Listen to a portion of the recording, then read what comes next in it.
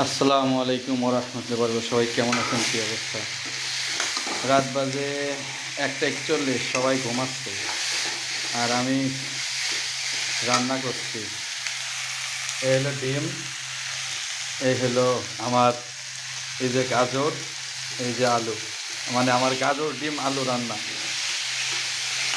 তো আসলে 9টার থেকেই 9টা পর্যন্ত ডিউটি, 9টার থেকে 12টা পর্যন্ত আবার অটো চালাই।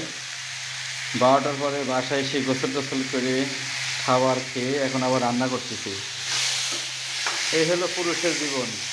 পুরুষের কষ্ট বোঝার মতো এই বিশ্বে মনে হয় না কোনো নারীর জন্ম নেবে। তার কারণ পুরুষের মন বোঝার মতো ক্ষমতা কারোর হবে না। যাই হোক, উপর আল্লাহ যা রাখছে, যেভাবে রাখছে, আলহামদুলিল্লাহ। কথা আছে, যার যার নিয়তি, যার যার থাকবে, যার যা লেখা থাকবে তা হবেই, কিছুক্ষণ যাবে না। তো যাই হোক, সবাই ভালো থাকেন, আমার জন্য দোয়া করবেন, আমি সবার জন্য দোয়া করি। সকালে আবার 9টায় অফিস আছে।